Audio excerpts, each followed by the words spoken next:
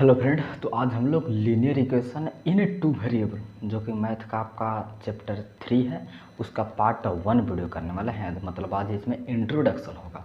तो बहुत ही बेसिक तरीक़ों से मैं आपको बताऊंगा। आपको बस क्या करना है, वीडियो को लास्ट तक ज़रूर देखना है तो आपको बहुत अच्छी तरह से समझ में आएगा। तो ध्यान से देखिएगा। तो देखिए, सबसे पहले हम समझते हैं pair of linear equation two variable होता क्या है, आखिर इसको पहचानते हैं कैसे हैं। ठीक है, इसको इंट्रोडक्शन करते हैं, बेसिक से मैं लेकर चलूँगा आपको। तो देखिए, सबसे पहले हम इक्वेशन समझते हैं कि इक्वेशन क्या होता है। इक्वेशन से भी पहले समझते हैं कि एक्सप्रेशन क्या होता है। तो देखिए, पहले हम दो चीज़ में आपको अंतर दिखाता हूँ। एक होता है एक्सप्रेशन और एक होता है इक्वेशन। एक होता है इक्वेशन। एक्सप्रेशन और इक्वेशन में क्या क्या अंतर होता है दोनों में, पहले इसको समझ लेते हैं अच्छी तरह से। तो एक्सप्रेशन कहने का मतलब होता है कि बस केवल एक्सप्रेस कर दिया, मतलब ऐसे धैल के धैल रह गया, कुछ भी नहीं किया गया। जैसे इस तरह का देखिए, यहाँ पे आप देख रहे होंगे, बस हम जितना लिखे बस उतना ही रह गया। इसी को बोलते हैं एक्सप्रेशन, कि बस एक्सप्रेस कर दिया गया है। जैसे ऐसे बोला कि अपने बातों को एक्सप्रेस कीजिए, तो मतलब यहाँ पे कोई चीज़ ऐसे रख रहा है, बस रख दिया, कोई इक्वलिटी ये सब का कोई के साइन नहीं, समझ रहे हैं ना। केवल प्लस माइनस के साइन के साथ में वैसे ही जैसे है वैसे रख दिया गया है। जैसे यहाँ पे समझिए x + 2y + 3, ये भी एक तरह का एक्सप्रेशन हो गया। ये क्या है? एक्सप्रेशन है। ये सब क्या है? एक्सप्रेशन है। जैसे ये देखिए y³ क्या है? एक्सप्रेशन है, समझ रहे हैं। तो ये सब जितना भी सारा का सारा एक्सप्रेशन है, केवल x y को एक्सप्रेस कर दिया गया है, समझ रहे हैं, कांस्टेंट और साइन के साथ। ठीक है, तो इसको बोलते हैं एक्सप्रेशन, केवल एक्सप्रेस कर दिया गया है। और इक्वेशन क्या बोलते हैं? अगर यही एक्सप्रेशन में हम इक्वलिटी का साइन ना दें तो उसको इक्वेशन बोल देंगे। जैसे ये वाला आपको दिख रहा 4x + y, अगर इसमें हम इक्वलिटी का साइन लगा कुछ ही बराबर डाल सकते हैं, बस इक्वलिटी का साइन आ जाए, तो इसको एक्सप्रेशन से अब ये इक्वेशन बन चुका है, समझ रहे हैं। जैसे में अगर वो वाला है 3x + 3y², अगर बराबर में ला करके हम कुछ डाल देते हैं, बराबर को उधर कुछ भी हो उससे हमको मतलब नहीं है, बस बराबर का साइन आ जाना चाहिए। तो एक्सप्रेशन में जैसे ही बराबर का साइन आ गया तो इसको अब इक्वेशन बोलेंगे। एक्सप्रेशन से अब क्या इसमें कन्वर्ट हो चुका है? इक्वेशन में, समझ रहे हैं मेरी बात को। तो और जैसे मैं यहाँ पे y³ है, तो y³ को बराबर में कुछ भी डाल देंगे, मान लेते हैं कि 3 डाल दिए, फिर -3 डाल दिए, कुछ भी डालिए बराबर में, उससे कोई मतलब नहीं होता है, बस इक्वलिटी का साइन आ गया तो अब एक्सप्रेशन से किसी में कन्वर्ट हो चुका है? इक्वेशन में। ओके। अच्छा, आपने पोलिनोमियल पढ़ा होगा, लीनियर पोलिनोमियल। लीनियर पोलिनोमियल में क्या होता था कि पावर 1 है तो ये लीनियर पोलिनोमियल है। ये क्या है? लीनियर पोलिनोमियल ही तो है। ये क्या है? ये क्वाड्रेटिक पोलिनोमियल है।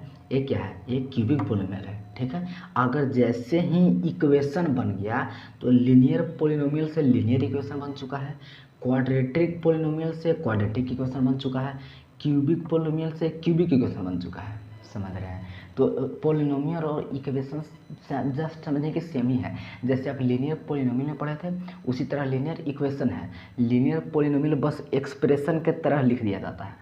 पोलिनोमियल ही होता है ना कि बस केवल एक्सप्रेशन की तरह लिख दिया जाता है पोलिनोमियल में, लेकिन इक्वेशन में इक्वलिटी का साइन आ जाता है। ठीक है, जैसे हम लीनियर पोलिनोमियल में पढ़े थे, देखिए जैसे अगर हम लीनियर पोलिनोमियल उठाते हैं तो लीनियर पोलिनोमियल में क्या क्या आता था? जैसे x + 2 हो गया जिसका पावर 1 हो, ठीक ना, मतलब डिग्री इसका क्या होता था? 1 होता था। इस तरह का पोलिनोमियल आपने ज़रूर देखा होगा मेरा वीडियो लीनियर पोलिनोमियल का। तो ये सब लीनियर पोलिनोमियल है जो कि केवल एक्सप्रेशन के रूप में ही लिखा हुआ रहता है। ठीक है, अगर जैसे ही इसको इक्वेशन में कन्वर्ट करेंगे तो लीनियर पोलिनोमियल से लीनियर इक्वेशन बन जाएगा।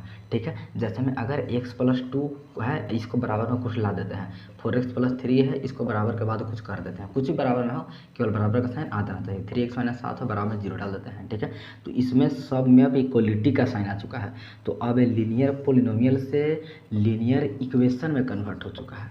एक इसमें कन्वर्ट हो गया अब लीनियर इक्वेशन में, समझ रहे हैं। इसको क्या बोलेंगे? लीनियर इक्वेशन बोलेंगे। ठीक है, अब देखिए लीनियर इक्वेशन में भी कई तरह के हो सकते हैं। लीनियर इक्वेशन इन 1 वेरिएबल हो सकते हैं, लीनियर इक्वेशन इन 2 वेरिएबल हो सकते हैं, लीनियर इक्वेशन इन 3 वेरिएबल हो सकते हैं, 4 वेरिएबल हो सकते हैं। वेरिएबल समझते हैं? जो चेंज होता रहे, जिसका वैल्यू हमको पता नहीं हो, मतलब कहने का मतलब है कि ABCD में का कोई अक्षर दिख जाए तो वो आपको होता है वेरिएबल। जैसे यहाँ पे वेरिएबल क्या है? x है, यहाँ पे वेरिएबल क्या है? x है, यहाँ पे वेरिएबल क्या है? x है, मतलब इसमें केवल एक ही वेरिएबल है, तो इसको बोलेंगे linear equation. In one variable, linear equation तो है लेकिन इन वन वेरिएबल है, मतलब केवल एक ही वेरिएबल में है, जिसको बोलेंगे linear equation in one variable. यहाँ पे आप देख सकते हैं केवल एक ही है, तो इसको बोलेंगे linear equation in one variable.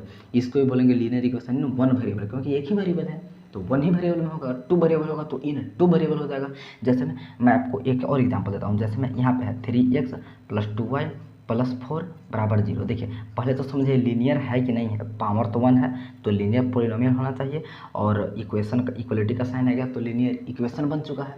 अब लीनियर इक्वेशन तो कितना वेरिएबल में है, x भी है y भी है, मतलब linear equation in two variable आ गया। समझ रहे हैं, यहाँ पे दो वेरिएबल है तो इसको बोलेंगे linear equation in two variable बोल देंगे, linear equation in two variable बोल देंगे। जैसे में अगर हमको ये दिख रहा है x + 2y + 3t = 0। जैसे देखिए यहाँ पे लीनियर इक्वेशन तो है, लीनियर है ना, पर लीनियर भी देखिएगा, यानी कि क्वाड्रेटिक मत देख लीजिएगा। तो लीनियर देखने के लिए पावर सबका 1 ही होना चाहिए, सबका पावर 1 है, x का पावर है 1, y का पावर है 1, t का पावर 1, तो लीनियर में है। अगर पावर 2 हो जाए तो फिर क्वाड्रेटिक बन जाएगा ना, जो कि अगला चैप्टर पढ़ेंगे।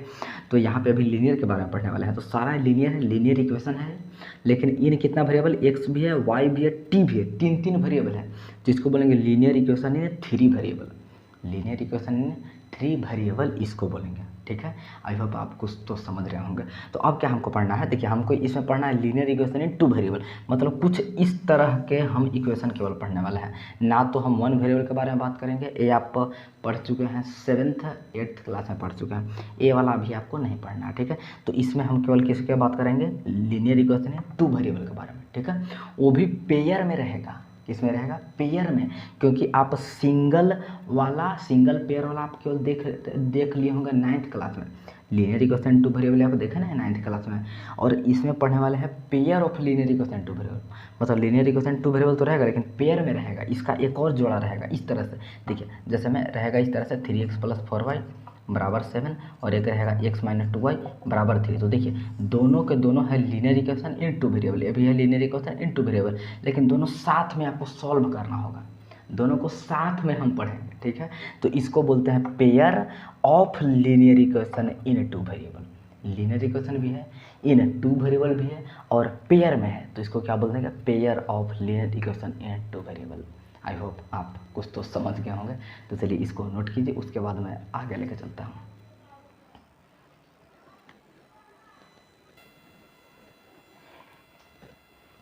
चलिए तो अब थोड़ा सा हम ज्योमेट्री सीख लेते हैं। क्या करें, लीनियर इक्वेशन 2 वेरिएबल का ज्योमेट्री क्या होता है, इसको ग्राफ पर कैसे स्टडी किया जाता है। ठीक है, जिसको ध्यान से देखिएगा। जैसे लीनियर इक्वेशन 2 वेरिएबल का हमको ज्योमेट्री देखना है, तो आप 9th क्लास में पढ़े होंगे इस तरह का ग्राफ पारना।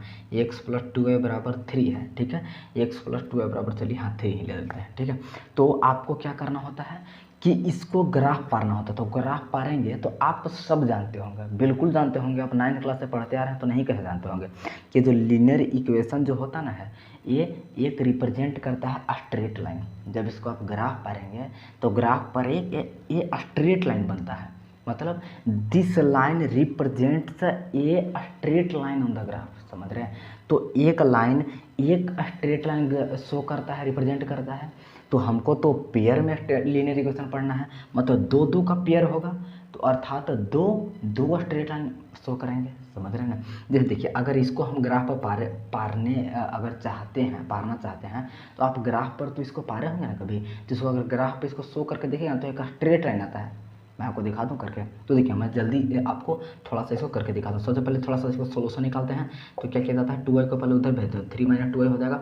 अब y की वैल्यू बारी बारी से पुट करते हैं तो x का वैल्यू निकलते जाता है, तो ज़्यादा से ज़्यादा 2 या 3 काफ़ी होता है। ठीक है, तो सबसे पहले y का वैल्यू 0 पुट कीजिए, तो y का वैल्यू 0 पुट करते हैं, x का वैल्यू 3 - 2 × 0 तो 3 आ जाएगा।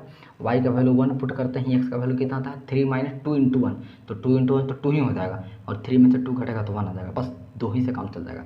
एक 3 0 आ गया और एक 1 1 आ गया। ठीक है, x का पहले लिखते हैं, y का बाद में लिखते हैं। ठीक है, अब 3 0 आ गया, एक 1 1 आ गया। अब दोनों को एक ग्राफ पर प्लॉट करना है, दोनों पॉइंट को, और मिला देना है आपको, वही स्ट्रेट लाइन इसका ग्राफ हो जाएगा। जैसे देखिए हम ऐसे ग्राफ पाते हैं, यहाँ पे ले लेते हैं 0 1 2 3 4, यहाँ पे ले लेते हैं 1 2 3 4, ये सब x एक्सिस होता है, y एक्सिस होता है। इतना आपको तो पता होगा, मैं समझ रहा हूँ। इधर नेगेटिव इधर नेगेटिव, खैर नेगेटिव हमको मतलब है नहीं। अब क्या करेंगे, 3 0 को प्लॉट करना, तो 3 0 यहाँ पे प्लॉट होता है, एक्स में चलते हैं 3, वाई में चलना ही नहीं है क्योंकि 0 बोल रहा है। और 1 1 कहाँ होगा, एक्स में चलेंगे 1, वाई में भी चलेंगे 1।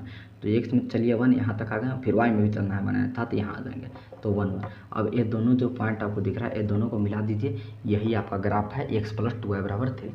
x + 2y = 3 का ग्राफ हमारा जस्ट यही आने वाला है। ठीक है, तो आई होप आप ये सब पढ़े होंगे, जरूर पढ़े होंगे, ग्राफ भी पा रहे होंगे। तो ज्योमेट्रिकल इसका यही होता है कि x + 2 मतलब अगर linear equation in one variable केवल पेयर में नहीं हो तो एक का स्ट्रेट लाइन आएगा, अगर दो मतलब एक पेयर में हो मतलब कि 2 linear equation in two variable हो तो क्या करेंगे, 2 स्ट्रेट लाइन आएंगे।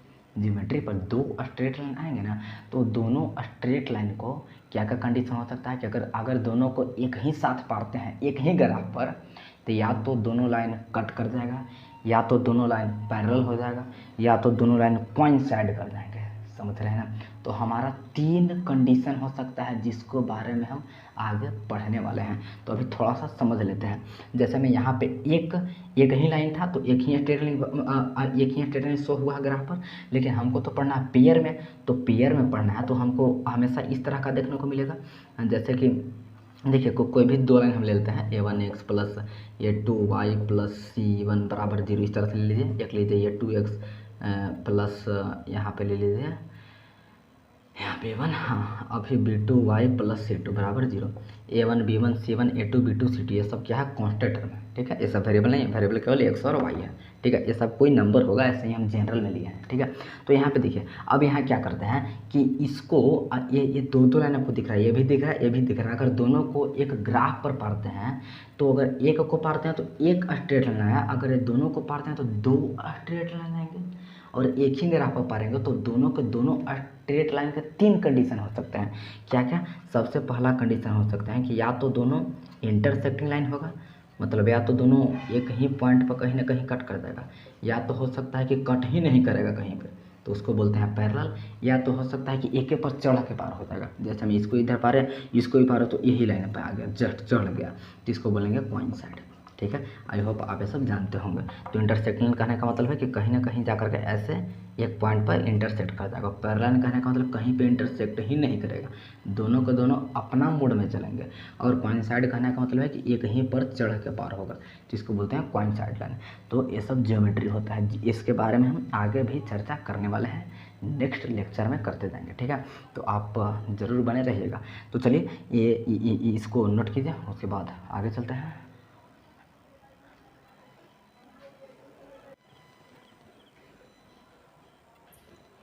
तो आपके सामने एक क्वेश्चन होगा, एक छोटा सा क्वेश्चन है जो आपको सॉल्व करना है। तो चलिए इसको करते हैं सॉल्व। एनसीईआरटी का क्वेश्चन है, यदि आप पहचान गए हैं तो देखिए ये क्या है कि the cost of 2 kg apples and 1 kg of grapes on a day was found to be 160 रुपये। After a month the cost of 4 kg of apples and 2 kg of grapes is 300 रुपये। तो represent this situation algebraically and geometrically, दोनों के रूप में आपको represent करना है। तो चलिए इसको पहले समझते हैं अच्छी तरह से। देखिए पहले 2 kg एप्पल खरीदा और 1 kg ग्रेप खरीदा, दोनों को मिला करके 160 रुपया दिया। ठीक है, दोनों मिला करके दिया है, 2 kg एप्पल और 1 kg ग्रेप्स, दोनों का टोटल कॉस्ट कितना हो गया, 160 रुपया। And 4 kg Apple, 4 kg of Apple and 2 kg grapes, मतलब अगर 4 kg एप्पल और 2 kg ग्रेप खरीदता है तब टोटल मिलाकर 300 रुपया देता है। तो इसको हमको इस तरह से अल्जेब्रिकली रिप्रेजेंट कर देना है। तो सबसे पहले तो हमको कुछ मालूम ही नहीं है, सबसे पहले हम कॉस्ट निकालना पड़ेगा।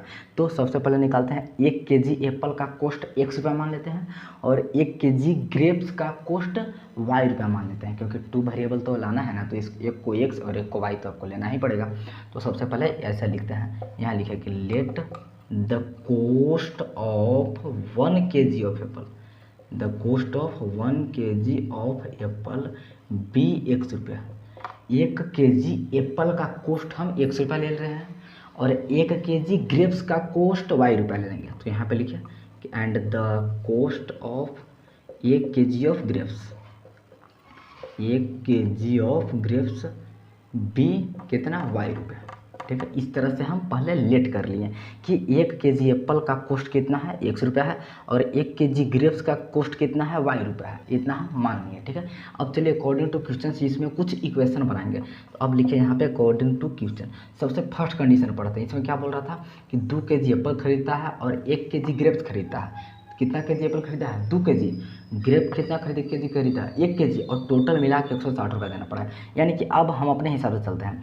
1 केजी एप्पल का कॉस्ट 100 रुपया है, तो 2 केजी एप्पल खरीदा है, यानी कि 2x रुपया लग गया।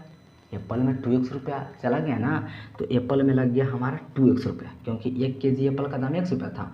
ई बाबा खरीदे हैं 2 केजी एप्पल, तो 2x रुपया लगना चाहिए। और प्लस में और क्या खरीदे, 1 केजी ग्रेप्स भी खरीदे हैं, तो यानी 1 केजी ग्रेप्स का दाम y रुपया ही माने हैं, तो y रुपया ही होगा।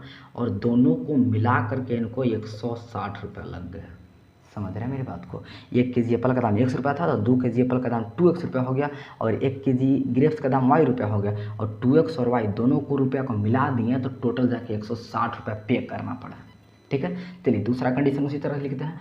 दूसरा में क्या है, आफ्टर ए मंथ 4 केजी अब की बार एप्पल खरीदते हैं। 4 केजी एप्पल खरीदे हैं, तो एप्पल में कितना रुपया लग गया, 1 केजी एप्पल में 100 रुपया, तो 4 केजी एप्पल में 4x रुपया हो जाएगा। ठीक है, और प्लस में और क्या खरीदे, 2 केजी ऑफ ग्रेप्स भी खरीदे, तो 1 केजी ग्रेप्स का दाम y रुपया था, तो 2 केजी ग्रेप्स का दाम 2y रुपया हो जाएगा। और देखिए 4 केजी एप्पल का कॉस्ट ए वाला है, और 2 केजी ग्रेप्स का कॉस्ट ए वाला है, और दोनों कॉस्ट को मिला करके टोटल इनको 300 रुपये देना पड़ा। तो दोनों कॉस्ट को मिला करके टोटल कितना आना चाहिए, 300 रुपये। काम खत्म हो गया, अब आपको कुछ करना ही नहीं है।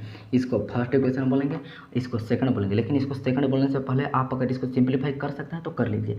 कैसे सिंप्लीफाई कर सकते हैं, ये दोनों में से 2 कॉमन निकाल सकते हैं, तो इसमें 2x बचेगा और उसमें y बचेगा, और यहाँ पे बचेगा 150 रुपये। तो अगर इसमें करेंगे तो 2x प्लस y, 2 इधर जाएगा तो किस में हो जाएगा, नहीं इधर 300 ही है ना, 150 तो की बार आएगा, 300 बटा 2 होगा तो 150 हो जाएगा। ठीक है, तो आपका 2 इक्वेशन आ चुका है, आपका अलजेब्रिकली रिप्रेजेंट हो चुका है, आपको जियोमेट्रिकली भी रिप्रेजेंट करना है। मतलब दोनों को ग्राफ पार के देखना है कि कैसा दोनों का ग्राफ आता है। दोनों के दोनों स्ट्रेट लाइन आएंगे, और अभी मैंने आपको बताया स्ट्रेट लाइन का ग्राफ खींचना दिखाया ना, तो उसी तरह से आपको दोनों को खींच के देखना है एक ही ग्राफ पर कि दोनों लाइन इंटरसेक्ट करते हैं, पैरेलल जाते हैं, या फिर कोइंसाइड करते हैं।